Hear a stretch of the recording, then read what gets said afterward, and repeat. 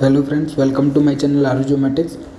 हमने जो अब तक प्रीवियस लेक्चर्स में देखा था, हम पढ़ रहे थे जो रिजोल्यूशन ऑफ रिमोट सेंसिंग। तो जो रिजोल्यूशन होते हैं हमारे पास, हम 4 टाइप के पढ़ चुके हैं। स्पेशल रिजोल्यूशन, स्पेक्ट्रल रिजोल्यूशन, उसके बाद हमारे पास था टेम्पोरल रिजोल्यूशन और रेडियोमेट्रिक रिजोल्यूशन। अब जो हमारे पास है, ये जो माइक्रोवेव रिमोट सेंसिंग में जो रिजोल्यूशन होता है वो थोड़ा अलग टाइप का होता है, जो बाकी सेंसर्स या जितने भी सैटेलाइट्स होती हैं उनके रिजोल्यूशन के मुताबिक। तो हमारे पास अभी जो हम पढ़ेंगे वो रिजोल्यूशन माइक्रोवेव रिमोट सेंसिंग पढ़ेंगे, और इसका क्या मतलब कैसे चेंज है वो भी आपको पता चल जाएगा अभी। तो स्टार्ट करते हैं कि the types of resolution which you have studied in previous section pertain to the optical remote sensing. In microwave remote sensing, resolution is described in different terms. Now in this section we will discussing about the resolution in microwave remote sensing. So microwave remote sensing employs, मैं already पहले भी बता चुका हूँ कि microwave radiation की जो wavelength होती है उसकी रेंज कितनी है हमारे पास, 1 mm to 1 मीटर होती है हमारे पास। In particular in frequency interval from 40,000 to 300 megahertz तक होती है। This enables observation in all weather condition. मैं ऑलरेडी बता चुका हूँ, जिसकी वेवलेंथ ज़्यादा होती है वो हमारे पास क्या है, जो भी हमारे पास एटमॉस्फेरिक डिस्ट्रैक्शंस होती हैं उन पे ज़्यादा इफेक्ट नहीं रहता है। तो जैसे अगर हमारे पास क्लाउड्स वगैरह होते हैं या रेनी सीजन होता है हमारे पास, तो उसमें भी हमारे पास ये इन्फॉर्मेशन गैदर करने के काम आता है, क्योंकि वेवलेंथ ज़्यादा होती है वो हमारे पास उसको ट्रांसमिट कर जाती है, जो भी क्लाउड्स वगैरह होते हैं हमारे पास। तो this enables observation in all weather condition without any restriction by cloud और rain. This is an advantage that is not possible with the optical remote sensing. जो छोटे वेवलेंथ होती हैं, जैसे कि विजुअल रेंज होती है या इंफ्रारेड रेंज होती है, वो हमारे पास क्लाउडी सीजन में क्या है, हमारे पास ज़्यादा वेरिएशन देखने के लिए मिलता है, उतना क्लियर इमेज हमें नहीं मिल पाती है। तो माइक्रोवेव रिमोट सेंसिंग यूजफुल होती है हमारे पास वेदर कंडीशंस के लिए। There are 2 types of microwave remote sensing, जैसे बाकी होते हैं, जैसे पैसिव और एक्टिव होता है हमारे पास। एक्टिव में खुद का एनर्जी सोर्स रहता है और पैसिव में हमारे पास नेचुरल एनर्जी सोर्स रहता है। In passive microwave remote sensing the wavelength are so long the energy available is quite small compare to optical wavelength. तो एनर्जी जो है हमारे पास क्या है, एच सी बाई लेमडा, आपने फॉर्मूला पढ़ा होगा। अब लेमडा क्या है हमारे पास, वेवलेंथ है। तो वेवलेंथ हमारे पास आई होती है तो एनर्जी लो होती है हमारे पास, रेसिप्रोकल है हमारे पास, इन्वर्सली प्रोपोर्शनल है हमारे पास। तो वही कह रहा है कि जब वेवलेंथ ज़्यादा रहती है हमारे पास तो एनर्जी जो होती है वो क्वाइट स्मॉल होती है as compare to the optical wavelength. Thus IFOV जो इंस्टेंटेनियस फील्ड ऑफ व्यू होता है must be large to detect enough energy to record a signal. तो IFOV मैं ऑलरेडी आपको बता चुका हूँ कि एक इंस्टेंटेनियस टाइम पे हमारे पास सेंसर जो है कितनी रेडिएशंस को वो कैप्चर कर रहा है।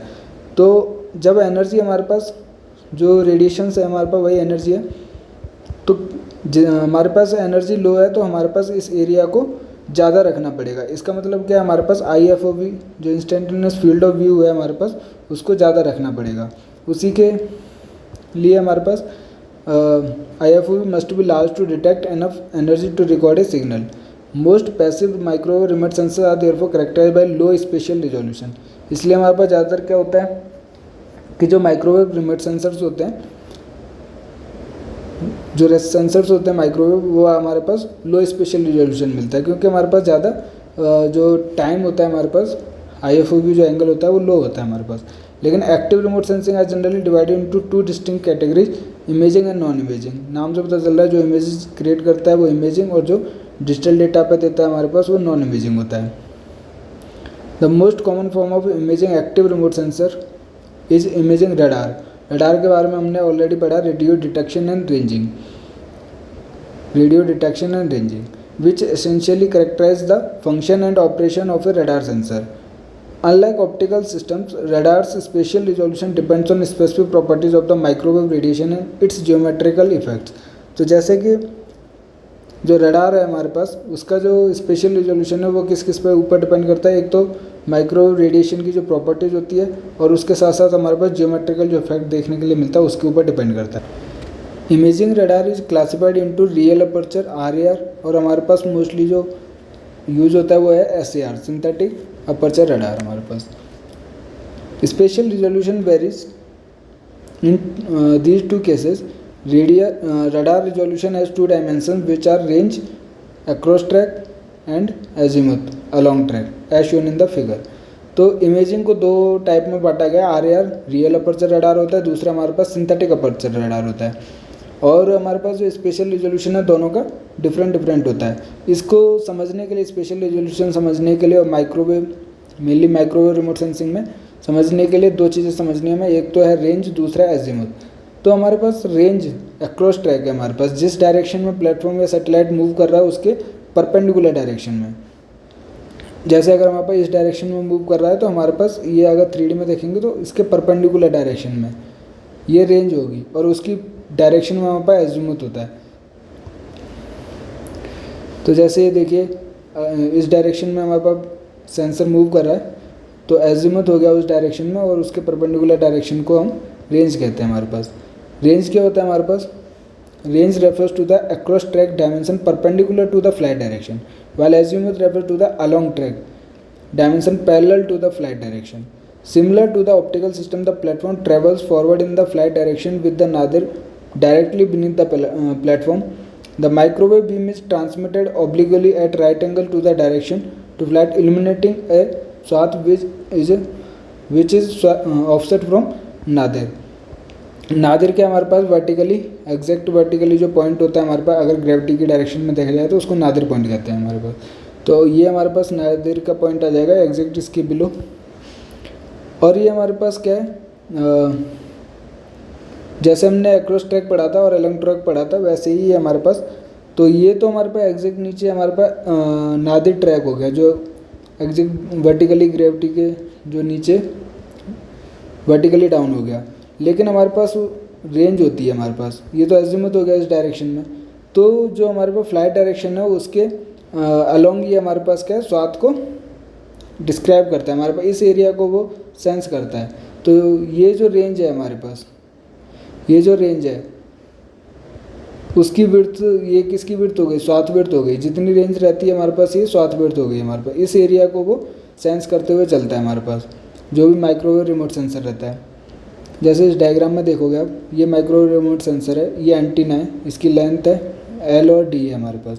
उसके बाद हमारे पास इस डायरेक्शन में ये मूव कर रहा है और उसके एग्जैक्ट बिलो ये हमारे पास नादिर ट्रैक हो गया और ये हमारे पास स्वाथ हो गया जिसको ये सेंस कर रहा है हमारे पास।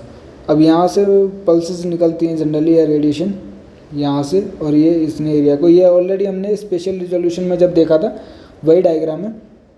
ये हमारे पास क्या है, ये हमारे पास एक पर्टिकुलर टाइम पीरियड के बाद जो माइक्रोवेव्स हैं वो सेंस निकलती हैं, पल्सेस कहते हैं उनको, और फिर वापस इससे रिफ्लेक्ट बैक होके जाती हैं और उसी के रेस्पेक्ट में हमारे पास जो भी डेटा मिलता है वो हमारे पास उसको सेंस करता है सेंसर हमारे पास।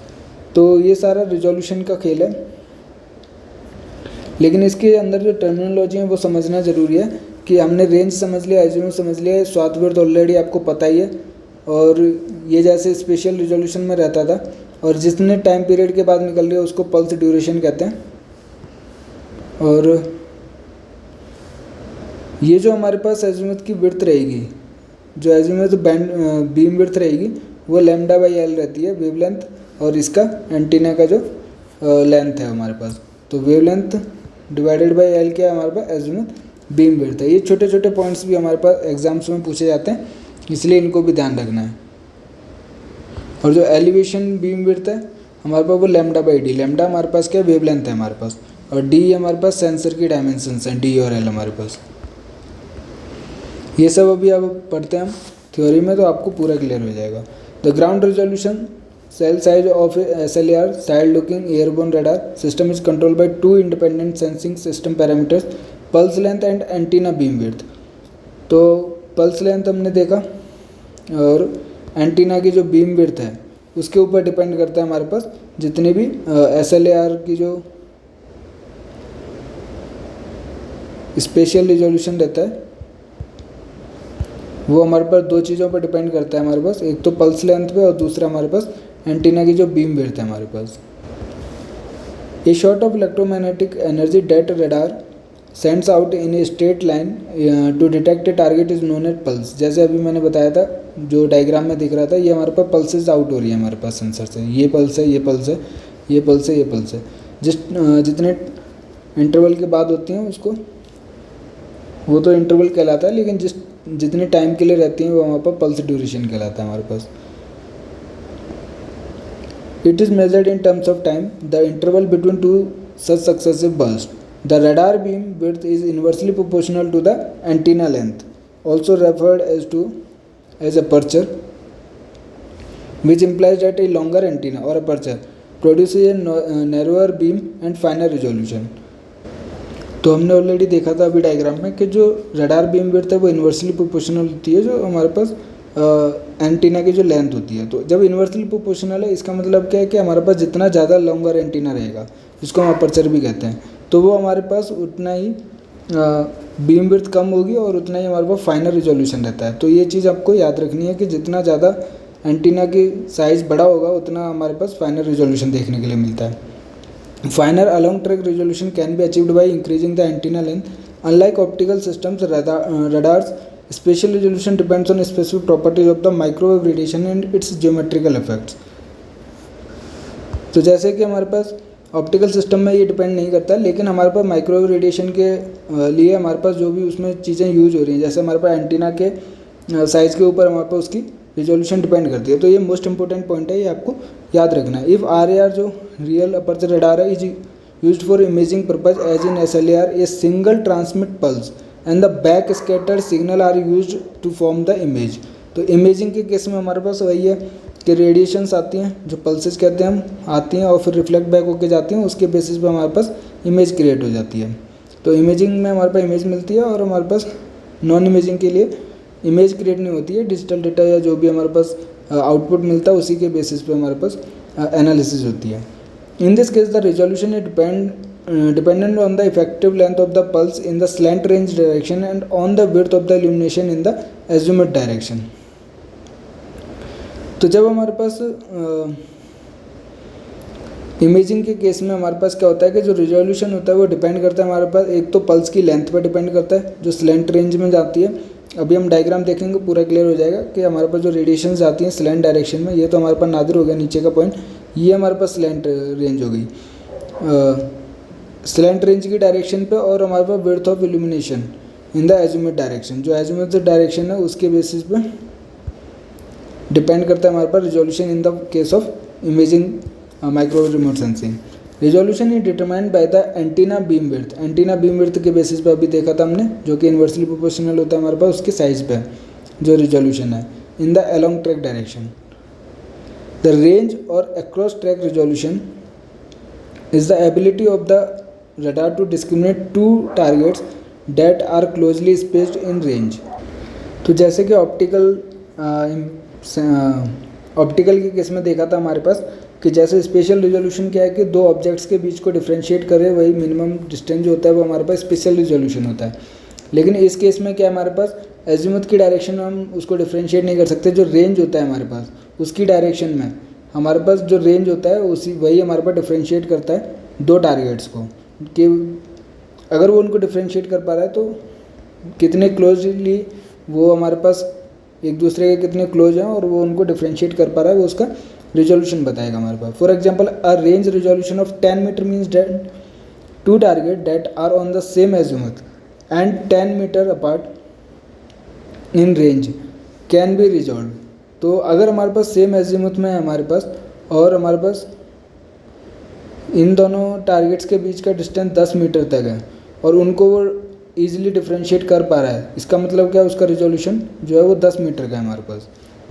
It is dependent on the length of the pulse. ये किसके ऊपर डिपेंड करता है कि पल्स की लेंथ कितनी है, शोन इन द फिगर, हमने जैसे ऊपर देखा था पल्स लेंथ लिखा हुआ था, जितनी देर के लिए पल्सेस निकलती हैं।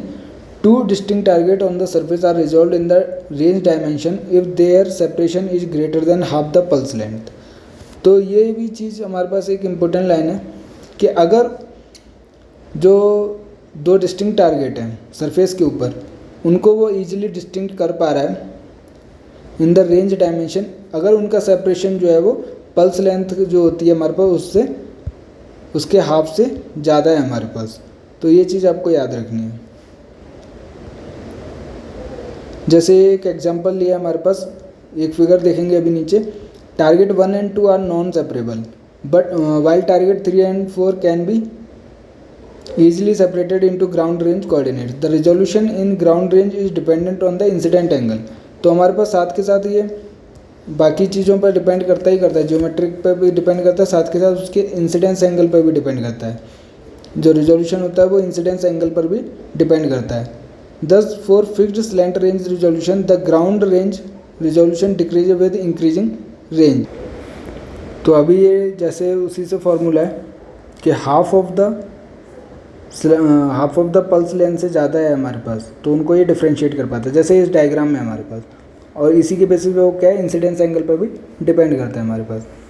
अब ये हमारे पास एंटीना है, ये हमारे पास एग्जैक्ट नीचे नादर पॉइंट हो गया और ये अंदर की साइड मूव कर रहा है, तो ये हमारे पास क्या रेंज डायरेक्शन होगी, रेंज और अक्रॉस ट्रैक हमारे पास हो गया, उसका स्पेशल रिजोल्यूशन निकाल रहे हैं, तो वो क्या इंसिडेंस एंगल पर भी डिपेंड करता है। अब ये 1 and 2 जो अभी मैं बात कर रहा था, 1 and 2 टारगेट्स हैं, ये नॉन सेपरेबल है, मतलब कि हम इनको डिफ्रेंशिएट नहीं कर सकते कि ये दोनों टारगेट क्या है क्या नहीं है, उनको डिस्टिंक्ट नहीं कर सकते हैं। लेकिन ये दो जो 3 और 4th टारगेट है हमारे पास, उनको हम रिजॉल्व कर सकते हैं कि ये दो टारगेट जो हैं वो क्या क्या चीज़ें हैं हमारे पास।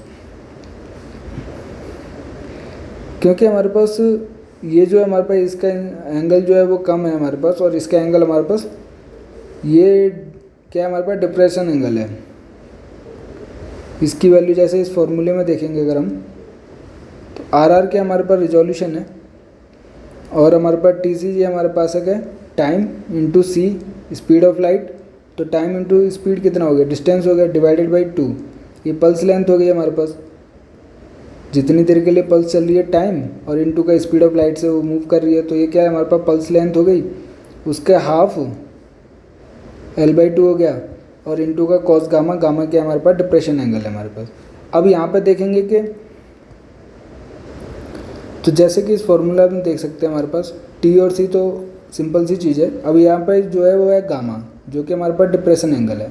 अब ये डिप्रेशन एंगल जितना ज़्यादा रहेगा उतनी ज़्यादा वैल्यू, उतनी कम वैल्यू होगी कॉस एंगल की, और फिर जो ये कॉस की वैल्यू कम रहेगी तो रिजोल्यूशन की वैल्यू बढ़ेगी, और बढ़ेगी तो हमारे पास क्या है, कोर्सर रिजोल्यूशन हो जाएगा, जो कि बेकार होता है। तो वैसे ही है कि डिप्रेशन एंगल जितना कम रहेगा, जैसे यहाँ पर डिप्रेशन एंगल कम है 40 डिग्री और यहाँ पर 65 डिग्री है, डिप्रेशन एंगल कम है, तो ये जो 3 और 4 टारगेट है उसको हम ईजिली डिफ्रेंशिएट कर पा रहे हैं। और जो डिप्रेशन एंगल ज़्यादा है तो हमारे पास ये जो रडार जो पल्सेस गिर रही हैं वो हमारे पास डिफ्रेंशिएट नहीं कर पा रही हैं इन दो टारगेट्स को। तो ये फार्मूला आपको याद रखना, मोस्ट इंपॉर्टेंट फार्मूला हमारे पास, इसके बेसिस पे क्वेश्चन आपको ज़रूर मिलेगा गेट एग्जाम में। तो सिंपल सा फार्मूला है, मैंने आपको जो एक लाइन पहले बोली थी, जैसे ये है कि पल्स लेंथ से ज़्यादा होना चाहिए, जो हाफ ऑफ डिस्टेंस है हमारे पास, हाफ ऑफ पल्स लेंथ है उससे ज़्यादा हमारे पास टारगेट्स के बीच का जो डिस्टेंस रहता है, सॉरी डायमेंशन जो है वो उससे ज़्यादा रहे, तो वो ईजिली डिस्टिंक्ट टारगेट को हम कर सकते हैं हमारे पास। जैसे ये लाइन है हमारे पास कि 2 distinct targets on the surface are resolve in the range dimension if their separation, जो उनका सेपरेशन है, जो उनके बीच का गैप है, अगर वो half of the pulse length से ज़्यादा है। तो रिजोल्यूशन का फॉर्मूला भी उसी के बेसिस पे है, half of the pulse length, और ये कॉस गामा क्या है, जैसे बताया था कि इंसिडेंस एंगल पर भी डिपेंड करता है, तो गामा क्या है हमारे पास डिप्रेशन एंगल है। तो गामा की वैल्यू हमारे पास जितना कम रहेगी, कॉस गामा की वैल्यू उतनी ज़्यादा रहेगी, और जब ये वैल्यू कॉस गामा की वैल्यू ज़्यादा रहेगी तो आर की वैल्यू कम रहेगी। अब आर की वैल्यू कम रहेगी तो ये हमारे पास क्या फाइनल रिजोल्यूशन हो गया, जो कि बेटर होता है हमारे पास। तो ये फॉर्मूला आपको याद रखना है। द एजीमुथ और along track resolution is determined by the angular width of the radiator microwave beam and the slant range distance। ये तो अभी हमने जो देखा था वो हमने across track स्पेशल रिजोल्यूशन देखा था। across track मतलब कि रेंज की डायरेक्शन। अब हम क्या देखेंगे, एजीमुथ की डायरेक्शन। ये रेंज हो गया, ये एजीमुथ की डायरेक्शन में। एजीमुथ डायरेक्शन और along track रिजोल्यूशन क्या है, वो निकलता है हमारे पास एंगुलर विड्थ पे, radiator microwave beam and the slant range distance पर डिपेंड करता है। दस beam width is a measure of the width of the illumination pattern. अब जैसे बीम विड्थ जो है हमारे पास वो उसके साइज़ पे डिपेंड इन्वर्सली प्रोपोर्शनल होता है। तो ये चीज़ हम ऑलरेडी पहले भी देख चुके हैं।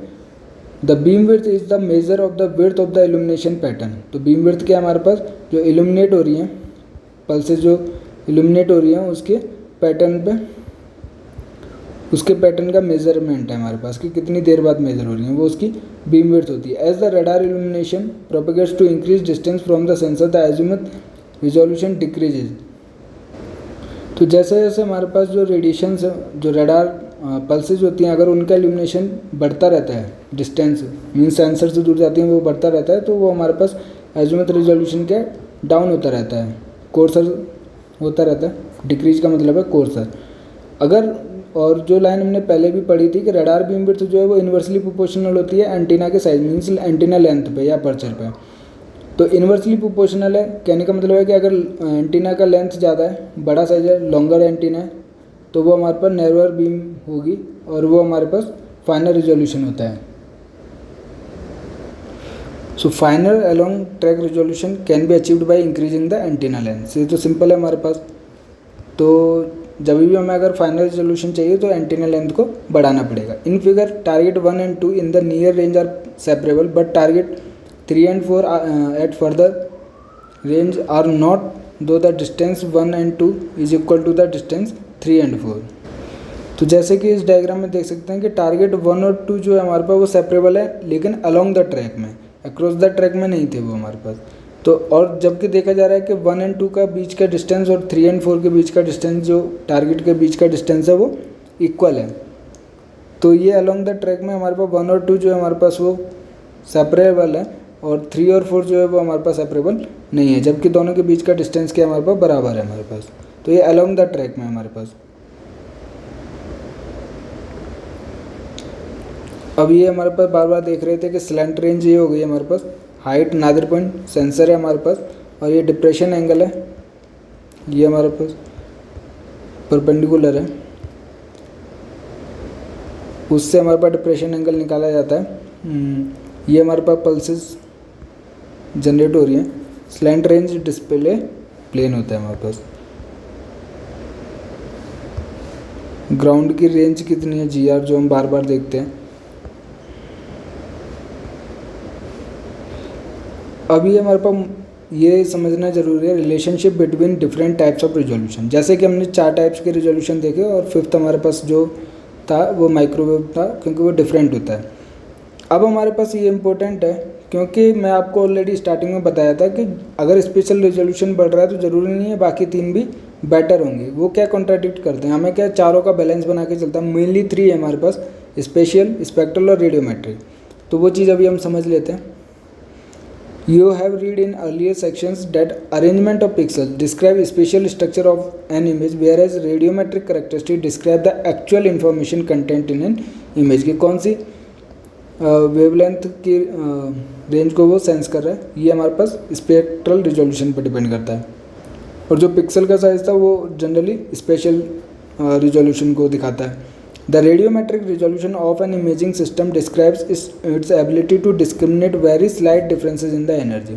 लेकिन जो रेडियोमेट्रिक रिजोल्यूशन था वो तो इम्पोर्टेंट था क्योंकि रेडिएशन जो एनर्जी का फॉर्म है, तो जो मिनिमम बहुत स्लाइट डिफरेंस अगर होता है दो टारगेट्स के बीच के एनर्जी का डिफरेंस, वो कौन दिखाता है, रेडियोमेट्रिक। तो ये और इम्पोर्टेंट हो गया।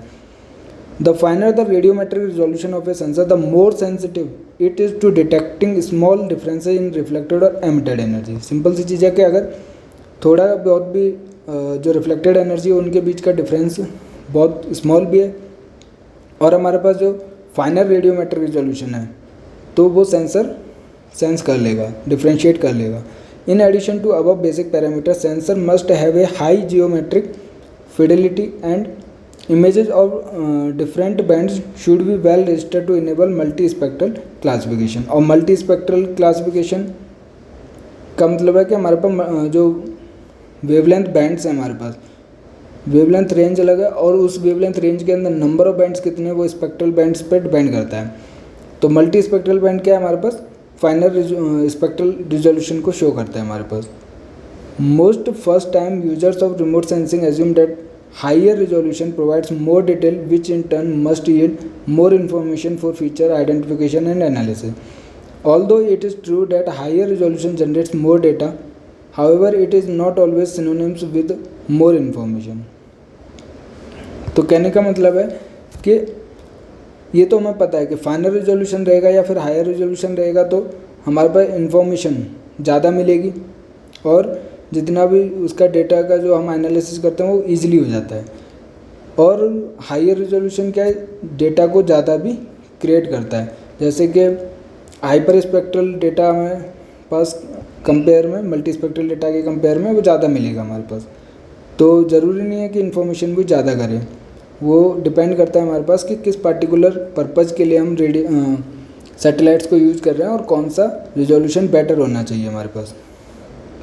The particular challenge in monitoring land areas is to capture the patterns of spatially detailed land cover change within the context of seasonal land cover dynamics. Imagery is always acquired within a spatial, spectral and temporal context.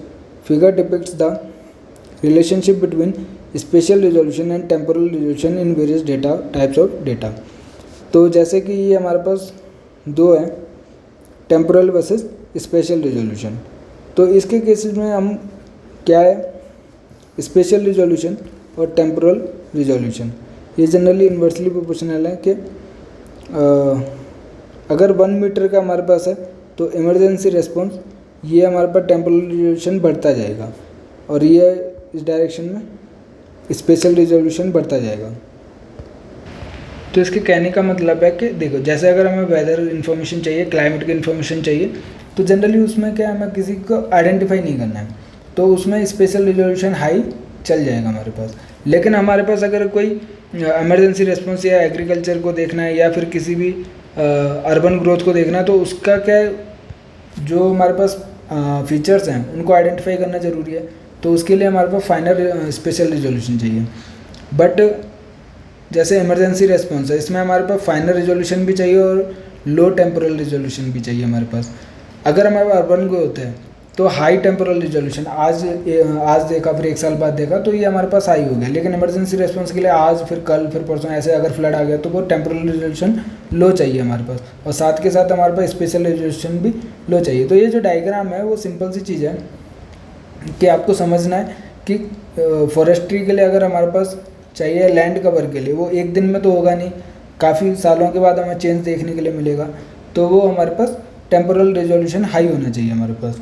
और अगर वो चीज़ देखनी है तो हमारे पास generally special resolution पे भी very करता है, जैसे कि 100 मीटर रिजोल्यूशन बेटर होता है हमारे पास, इतना चल जाएगा हमारे पास। लेकिन अगर इमरजेंसी रेस्पॉन्स है या फिर जियोलॉजिकल टोपोग्राफी होगी तो 1 मीटर का स्पेशल रिजोल्यूशन चाहिए। अब जैसे जैसे रिजोल्यूशन बढ़ता है हमारे पास वैसे वैसे फाइनल रिजोल्यूशन होता है, वैसे वैसे हमारे पास डेटा की जो डेटा है वो हमारे पास इंक्रीज होता रहता है, क्योंकि देखिए इंक्रीज इन डेटा डेंसिटी इस डायरेक्शन में हमारे पास। Images acquired repetitively through time record the dynamics of surface cover change that result from biophysical, geochemical and socio-economical process operating within the earth system. तो जितने भी प्रोसेस होते हैं इनको सबको टाइम लगता है, तो हमारे पास टेम्पोरल रिजोल्यूशन डिपेंड करता है कि कितना होना चाहिए। अगर इमरजेंसी है तो हमें जल्दी जल्दी फोटोग्राफ लेनी पड़ती हैं। Remote sensing provides the facility of monitoring the sudden and short lived changes requiring Swift data acquisition and analysis to monitor and evaluate the impact of events such as storm, tsunamis, hurricanes, flood, effluent discharge, drought, forest fire, locust plagues, dispersion rate of oil slicks and development and movement of phytoplankton blooms in the estuaries. तो इन सब अगर emergency है तो हमारे पास temporal resolution लो चाहिए, जल्दी जल्दी photograph चाहिए, वही सिंपल सी चीज़ है। In some instances more detail merely introduces noise that obscures identification of features of interest. For example, we do not need to discern every grassy pitch in order to determine whether the area is urban or farmland. तो generally हर एक जो green colour दिखता है हमारे पास photograph में, generally हम उनको ये तो आइडेंटिफाई नहीं करते कि फार्म लैंड है या अर्बन लैंड है, ये सब इतना इम्पोर्टेंट नहीं है। तो there are trade-offs between spatial, spectral and radiometric resolution which are taken into consideration when engineers design a sensor. तो डिपेंड ये इंपॉर्टेंट लाइन है कि जो सेंसर है, जो इंजीनियर उस हिसाब से डिज़ाइन करता है जो सैटेलाइट्स या सेंसर किस पार्टिकुलर पर्पज़ के लिए यूज किया जाता है। कि अगर हमारे पास किसी का अर्बन ग्रोथ वगैरह देखना है तो स्पेशल रिजोल्यूशन बेटर होना चाहिए हमारे पास। तो जितनी भी जो सैटेलाइट जो रिजोल्यूशन है उनको बैलेंस करके चलना पड़ता है। वो डिपेंड करता है कि इंजीनियर को किस पर्पज़ के लिए चाहिए, उसी हिसाब से वो डिज़ाइन करता है। For high spatial resolution the sensor has to have a small IFOV.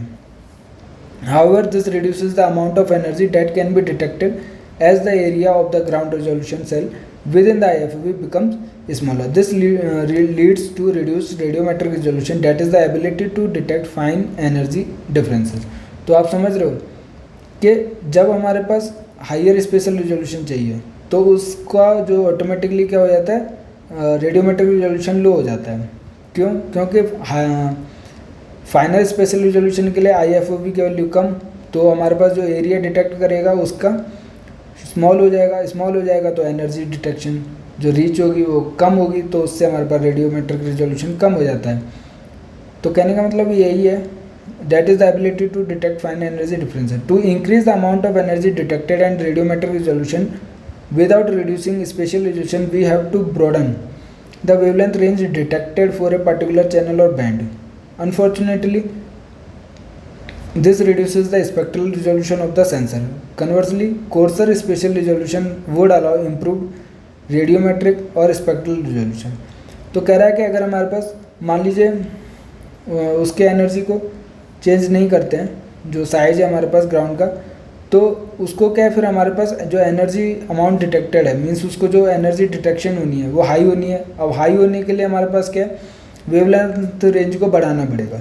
अब वेवलेंथ रेंज बढ़ाएंगे तो हमारे पास स्पेक्ट्रल रिजोल्यूशन जो होगा वो लो हो जाएगा। तो जब हम स्पेशियल बढ़ा रहे हैं, फाइनर कर रहे हैं, रेडियोमेट्रिक को फाइनर कर रहे हैं, तो ऑटोमेटिकली क्या हो जा रहा है, हमारे पास स्पेक्ट्रल लो हो जा रहा है। तो कहने का मतलब यही है कि तीनों जो वेवलेंथ जो रेजोल्यूशन है वो एक दूसरे से कॉन्ट्राडिक्ट करते हैं। तो ये पैराग्राफ जो है वो हमारे पास मोस्ट इम्पोर्टेंट है, जो मैं आपको स्टार्टिंग से रेजोल्यूशन के टॉपिक के स्टार्टिंग से आपको बता रहा था। सो कन्वर्सली कोर्सर स्पेशल रिजोल्यूशन विड अलाउ इम्प्रूव्ड रेडियोमेट्रिक और स्पेक्ट्रल रिजोल्यूशन। कहने का मतलब है कि अगर IFOV की वैल्यू ज़्यादा रहेगी, IFOV की वैल्यू ज़्यादा है, तो स्पेशल रिजोल्यूशन जो रहेगा वो हाइयर रहेगा, कोर्सर रहेगा, बेकार रहेगा। लेकिन इसके कंपैरिजन में क्या, ग्राउंड का जो कवरेज रहेगा वो ज़्यादा रहेगा, तो जो एनर्जी मिलेगी वो ज़्यादा मिलेगी। एनर्जी ज़्यादा मिलेगी तो हमारे पास जो बैंड्स हैं, जो वेवलेंथ रेंज है उसको हम लो कर सकते हैं। वेवलेंथ रेंज लो रहेगी तो नंबर ऑफ वेवलेंथ बैंड बढ़ेंगे, उससे स्पेक्ट्रल रिजोल्यूशन बढ़ेगा, और जब ग्राउंड कवरेज बढ़ेगा एनर्जी डिटेक्शन ज़्यादा होगा, उससे हमारे पास ऑटोमेटिकली रेडियोमेट्रिक रिजोल्यूशन बढ़ेगा। तो कहने का मतलब है कि अगर इन तीनों में अब हमें बैलेंस करके चलना पड़ता है। दस these 3 types of resolution must be balanced against the desired capabilities and objective of the sensor. Means किस पर्टिकुलर पर्पज़ पे और हमें क्या चीज़ फाइनल बेटर चाहिए उस पर डिपेंड करता है। तो अगर आपको ये लाइन याद है कि courser special resolution would allow improved या फिर बेटर या फिर फाइनल रेडियोमेट्रिक और स्पेक्ट्रल रिजोल्यूशन।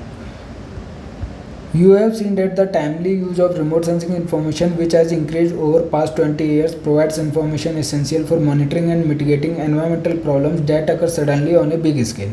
तो आजकल तो ये हर जगह यूज होता है और बहुत ज़्यादा स्कोप है हमारे पास रिमोट सेंसिंग का। ये धीरे धीरे अभी स्टार्ट हुआ है, लेकिन देखना इसका बहुत ज़्यादा वैल्यू है हमारे पास रिमोट सेंसिंग का। The ability to obtain data rapidly and inexpensively over large geographic regions means cost effective रहता है। Large geographic regions mean that remote sensing can help us document the local, regional and global consequences of acute and chronic changes in ecosystems and environment. तो जो भी changes हैं वो हम easily globally हम देख सकते हैं कि global में क्या चेंज हो रहे हैं। Finally, in addition to its spatial and temporal advantages, remote sensing offers the advantage of a wide spectral coverage. तो हाइपर स्पेक्ट्रल इमेजेस भी आजकल हम ले सकते हैं, हाइपर स्पेक्ट्रल डेटा भी मिलता है हमारे पास। During the geological fieldwork, our eyes are capable of detecting particular lithology based on the color, and we have no difficulty in distinguishing sandstone from granite based on color. Because different lithology reflects radiation and their color or spectral signature often contrasts with that of the background. We can use remote sensing to identify and detect rock types within the landscape. तो हमारे पास आँखों से देख के तो हम बता देते हैं, क्योंकि जो विजुअल रेंज की वेवलेंथ होती है उसको तो हमारी जो निकड आइज होती हैं वो हमारे पास डिटेक्ट कर सकती हैं। उसके अलावा हमारे पास रिमोट सेंसिंग जो है डिफरेंट टाइप्स ऑफ रॉक्स को भी ईजिली आइडेंटिफाई कर सकता है। वो हमने देखा था जो जब हमने स्पेक्ट्रल सिग्नेचर देखा था मिनरल एंड रॉक्स का। तो ये हमारे पास सेकंड यूनिट ख़त्म हो गई है। और थर्ड यूनिट में हमारे पास जो इम्पोर्टेंट है मेजर स्पेस प्रोग्राम्स उनके बारे में देखेंगे। नेविगेशनल सैटेलाइट सिस्टम जो होती हैं, चाइना का अलग होता है, इंडिया का अलग होता है, अमेरिका का अलग है, रशिया का अलग अलग है, यूरोप का अलग है, जापान का अलग है। वो सारा क्या है हमारे पास गेट एग्ज़ाम्स में पूछा जाता है। अगर वो एग्जैक्ट मीन्स डायरेक्ट क्वेश्चन नहीं पूछता, लेकिन इनडायरेक्टली ज़रूर वो कहीं ना कहीं यूज होता है, तो वो चीज़ हम देखेंगे ज़रूर। फिर इंडियन स्पेस प्रोग्राम्स IRSS के बारे सीरीज़ जो भी हैं, ग्लोबल स्पेस प्रोग्राम्स में जैसे लैंडसेट की जो सीरीज़ थी हमारे पास, वो ऑलरेडी हमने एक बार देख रखा है कि जब हम नंबर ऑफ बैंड्स देख रहे थे तो हमने चीज़ देखी थी। फिर स्पॉट देखा, रडार सेट देखेंगे। उसके अलावा हमारे पास कमर्शियल रिमोट सेंसिंग सैटेलाइट्स होती हैं जैसे क्विकबर्ड, इकोनॉस और व्यू, तो इन सब के बारे में हम थर्ड यूनिट में देखेंगे। आज के लिए इतना, और आप मेरे साथ टेलीग्राम चैनल पर भी जुड़ सकते हैं जहाँ पे टाइम टू टाइम क्विजेज़ हो रही हैं और आपको नोट्स भी प्रोवाइड किए जा रहे हैं।